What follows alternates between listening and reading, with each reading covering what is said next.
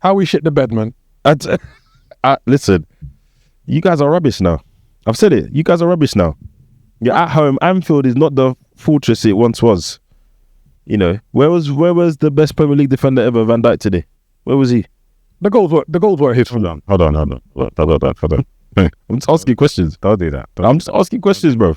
At 34, where's Rio? I'm just asking questions. Where's Rio? I was going to say something, but let me just allow it. Let me do that QPR. Listen. Vidic at 32 was signing for Inter Milan. He was on his way down. You were 1-0 up and they scored in what minute? Who cares? Just to bring up to speed, listeners, sorry, we're just live off the shocking 2-1 capitulation of Liverpool to Manchester City. No one's me up. It's facts. Is there anything I'm saying a lie? What else is it? What else is it? Listen, you don't normally see me this rattled, yeah? The reason why I'm so annoyed is because the game was controlled. First half, 50-50, not much happened. We didn't have a shot on target first half. Right, what it is, but we're going 0-0. Second half, we come out, we show a bit of dominance, get the lead. Wonderful free kick, by the way, Szoboszlai. They only put 2 men in the water, apparently. But it was quite far out. It's around the same range where he scored against Arsenal, which is fair. All you've got to do is see the game out because you're winning the game. And then he's got them retreating. And you're playing against City. There's no such thing as just seeing the game out, is there? Yeah, that is, because we've done it many a times. We've done it last season twice. You're not that team anymore. But we're capable of doing it. Clearly not. Capable based on what? You don't lose all your fundamentals overnight. Yeah, but have you seen us lately? The league table would beg to differ. You're at 6th. So yeah, you can lose some fundamentals. You can. I mean, Isaac, talk to me, man. There's nothing for that. That's where I'm at right now. Yeah. You said very calm about it. It's like you're not surprised. I'm not surprised. I'll be very real with you. I kind of expected we were going to lose today. Because I know Keith was ready to come in there and say, if Man City lose, Arsenal's got one hand on the title, blah, blah, blah. But that would have been facts. Not really. 9 points. 13 games to go. Anything can happen. You Arsenal fans got to stop doing this, yeah? Arsenal fans will say, we've got the best squad in the league. We've got the best DM in Rice, etc. But when it's time to put your neck on the chopping block and say we're going to win the league, everyone's like, but there's 15 games left. There's a video of me saying... season, Liverpool fans were calling it out from early, we're going to win the league. Good for you. Good for you. It doesn't matter. With chess. But you can't be saying, we've got all these... I did say it with chess. There's a prediction video at the beginning of the season and I said Arsenal going to win the league. So what do you want? Why are you stumbling now then? I'm not stumbling. I'm just saying 9 points is not insurmountable. You're going to win the league? We're going to win the league. Okay, good. But that doesn't... Two things can be true. 9 points is not insurmountable over 13 games. So we're going to win the league. But I wouldn't have come in there and said... Believe it. So you're just saying it to appease me? No, I'll believe it when the trophy is lifted. But I said it then. I can't tell back from it now. We will win the league. Anyway, don't worry about that. Don't worry about Arsenal. So... you too. I'm loving this. I'm not. I'm absolutely loving this. Absolutely loving this. Our season's a write-off. I'll be very real. We've been knowing that our season. Is the Champions League in danger? Yeah. Now it is. Someone told you that earlier. You told them to go away. You said this match don't matter. You still got to play Man United and someone else. But now it's in jeopardy. You weren't saying that earlier. But because of the way we capitulated, I'd say, and now we've lost Szoboszlai.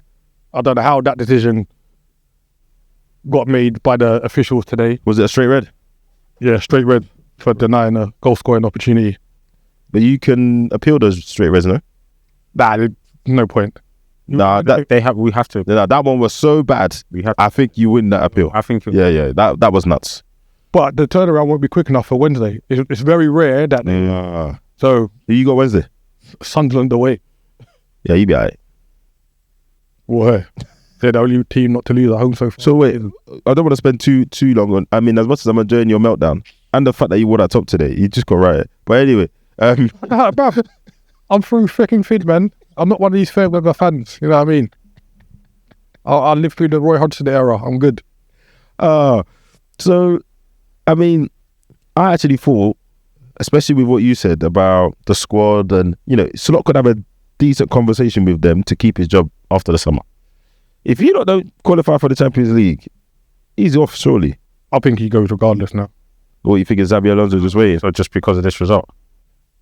Yeah, there's too much of a pattern happening. like, you know me, I always look at the glass half full. Mm. Was it the glass spilled today? There's a little crack in that glass at the bottom now. All right, Man City, did this really keep them alive? Oh yeah, of course. I'm always wary of them. Always wary of them, man. Yeah, 6 points. Listen, 6 points. The pressure's back on Arsenal now. And you've got to play them at City, innit? So, Yeah, calm, light work. oh, hit that. Light work. So you're saying Arsenal going to beat City at Yeah, but the City game I'm worried about. That's not the City game I'm worried about. What City? That's the psychological monster, that one there, because we will have to possibly play them 5 times in 2 weeks or something silly like that. Possibly Champions League, Carabao Cup, etc. Champions League.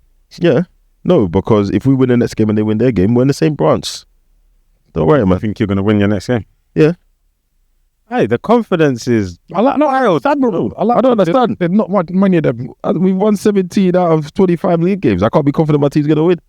I don't understand. I might not like the way we do it, and my, blockhead manager might annoy me, but it is what it is.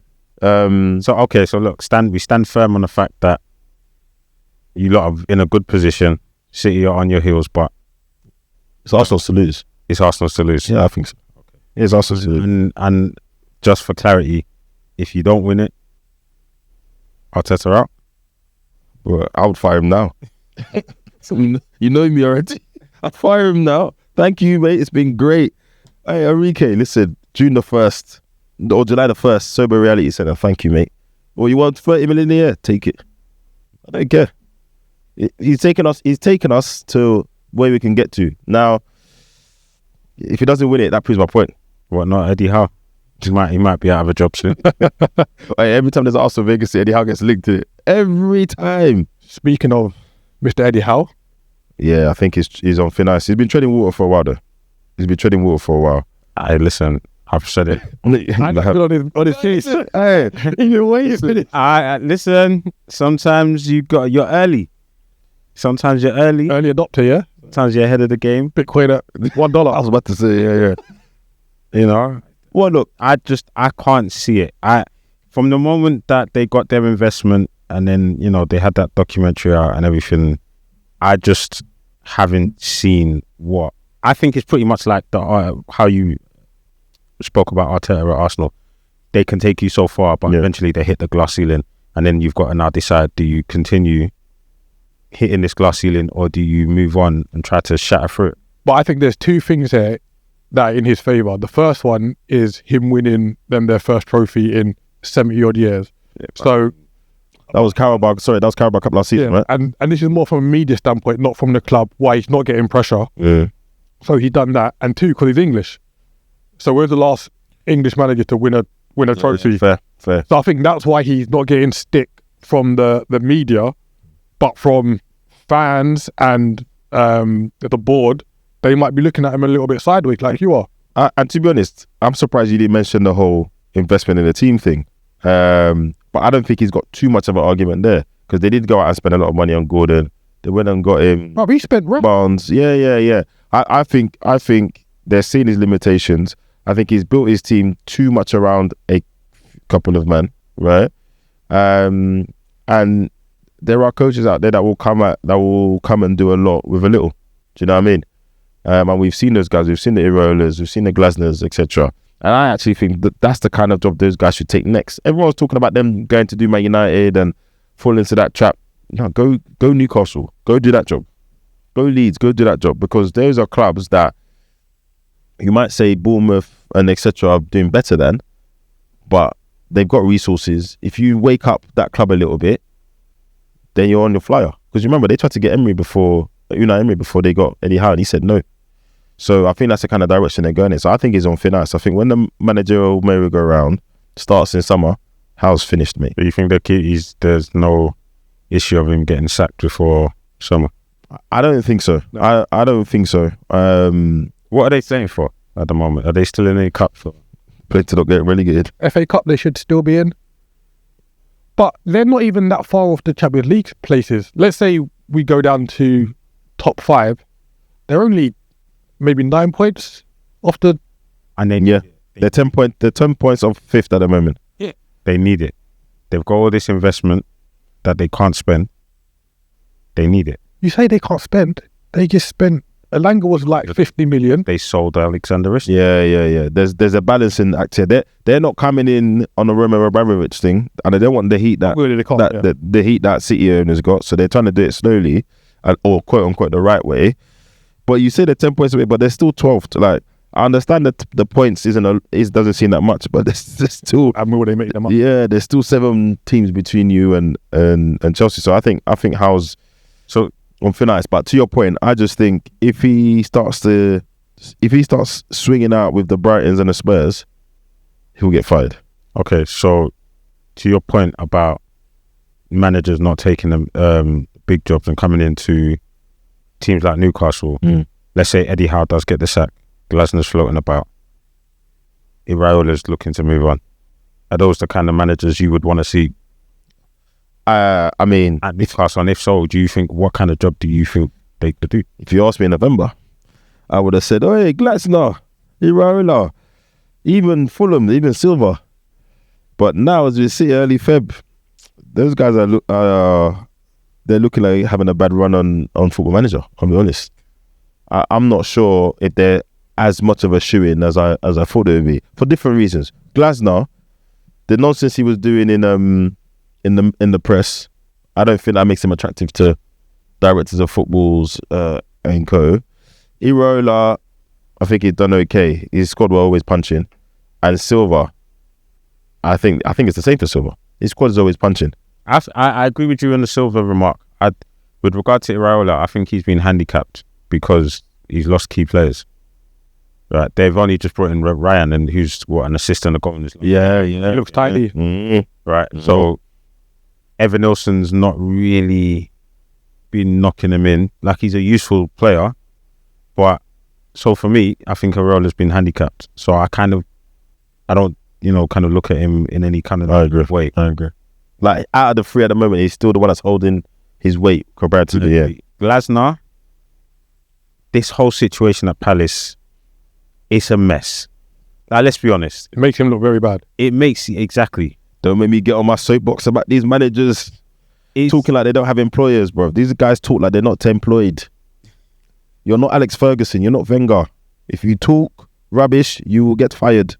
You're an employee. From that aspect, I understand. But I believe he's done well enough to put himself in the running on the shortlist for a job like Newcastle. So if you fire Eddie Howe tomorrow, who you call? Which club are you calling? Going to Iraola. Oh, first, okay. Yeah, I'm going to Iraola. What about you, Keith? Yeah, I'd say out of the 3, Iraola. So are we saying that Newcastle and Tottenham are kind of on the same par here in terms of next steps? Because obviously Frank went to Tottenham, and he was in that same kind of ilk as Glasner, Iraola. Tottenham took the punt. What, you think he was higher? Or he was lower. He was lower. You think he was lower than Glasner and Iraola? 100%. Bro, Glasner just won the FA Cup, bro. And Iraola as well. I know Iraola had a good CV abroad. I think if you look at the type of football Iraola was playing and what his team had achieved and how they improved players, I don't think you'll find many people that will put Iraola and Thomas Frank in the same managerial bracket, potential-wise. Personally, that's me personally. All right, and another question. Because of how Frank is performing, do you think that highlights the clamour to employ those managers on the up and up won't happen as much now because he hasn't done as well? No, I don't think so. I think it'll be fine. Rossini's just got a job. I think it'll be fine. It's not looking good, right? Because don't say what makes it look worse, Keith Andrew. Yeah, True that. Yes.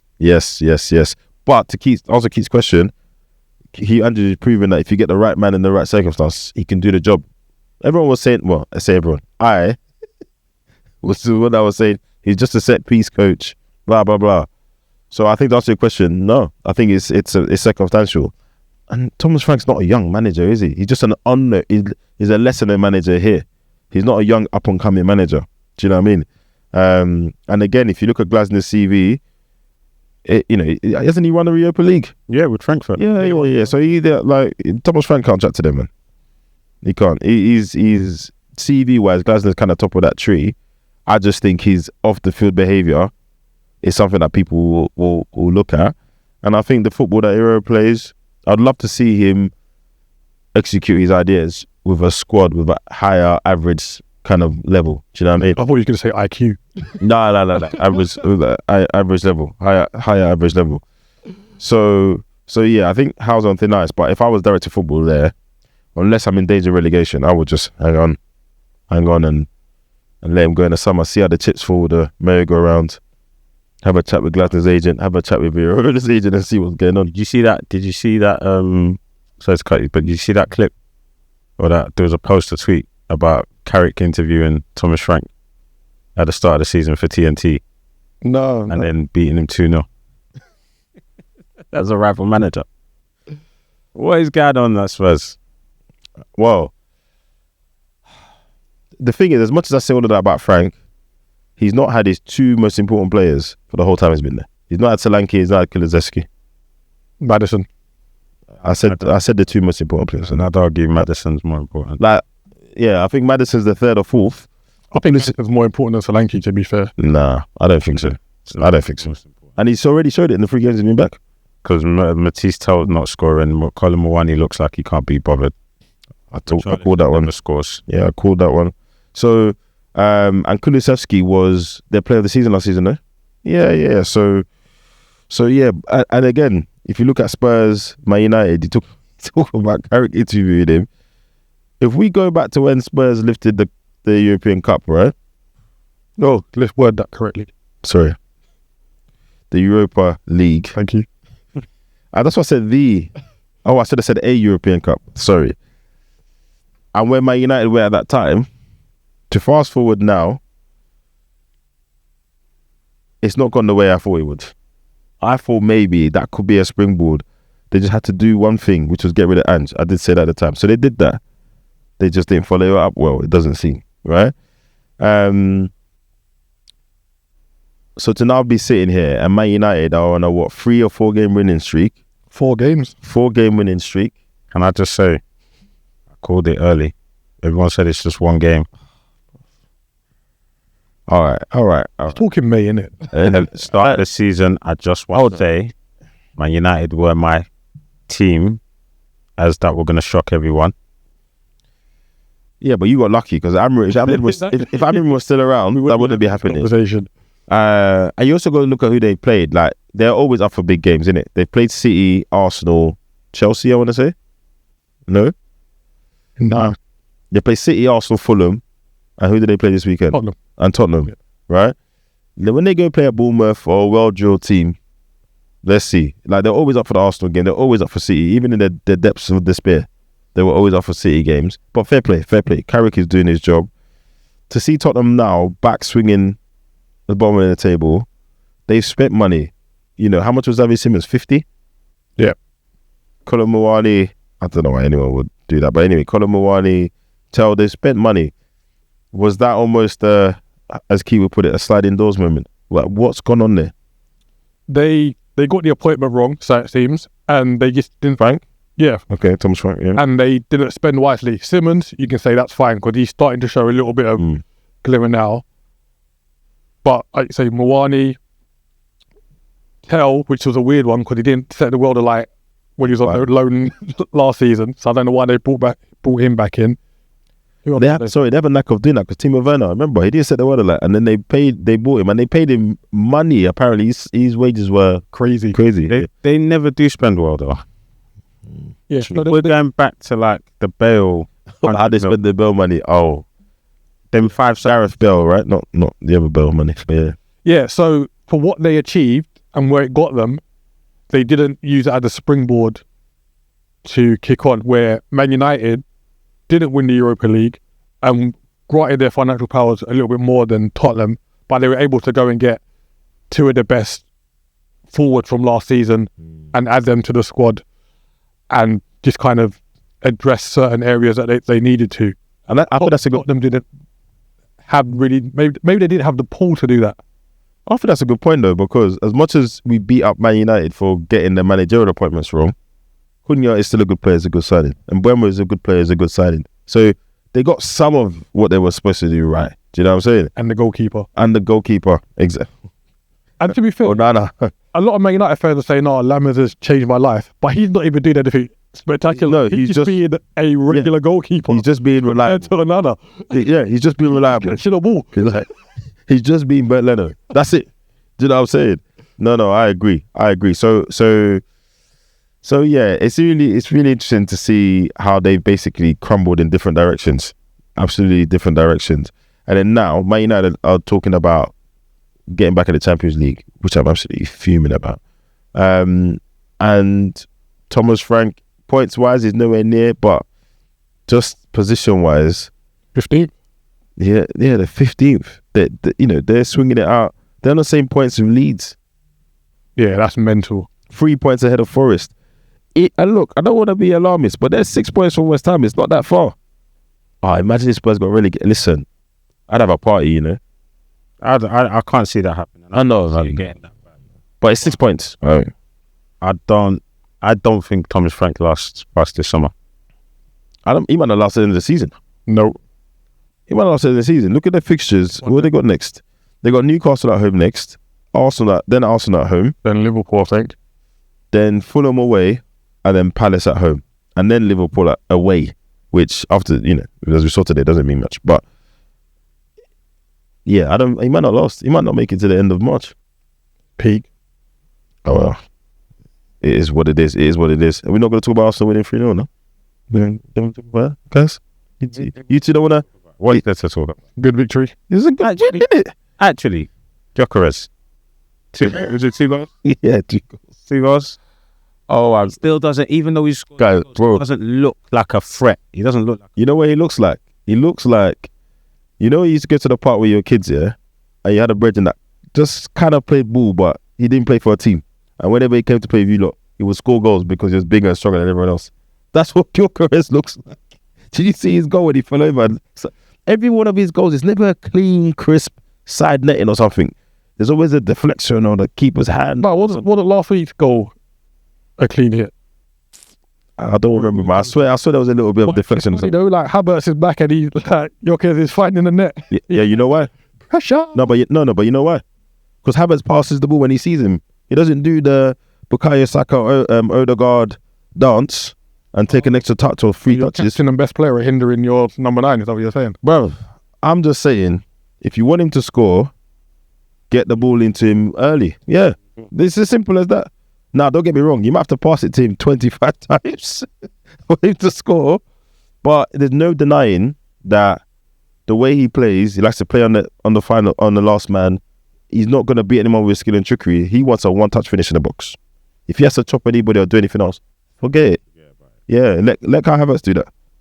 Or let Saka do that. So, I don't think it's any coincidence. You could see that in the game. He was releasing him early, doing it quickly. But he's refined, he's not.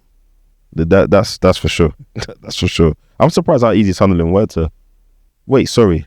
Zubimendi's goal.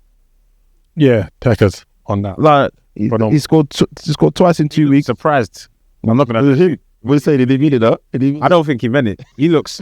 Right. They're going to call him a hater again. Nah, you don't see it. The ball went in and he stood there for a second like, I tell you what. I think it was more because it hit the post and it looked like it was coming out by winning, not how he hit it. And also the angle... That's nice. But what I'm saying is, and what I'm standing on, I don't think he meant that. Fair. The interesting thing is, the angle he was at, that was the only thing he could have been doing. The way he shot the ball, the angle he took, that could have been the only thing he was doing. He's scored twice in 2 weeks now. He's giving me way more DNA stats than I expected from someone that plays in his position. So long may it continue. But yeah, another win. West Ham putting the heat on Forest. I mean, Burnley's not a difficult 3 points to collect, but if Nuno does it, man, I mean, that'll be the sweetest revenge we've seen in a while in football. Yeah, definitely. After they fired you and they kept spending money, Eddie's there with his big new job. And they relegate because it's only 3 points now. Yeah, and Nottingham Forest did not look good on Friday night against Leeds. No, they did not. That was a battering. And your boy, it could have been worse.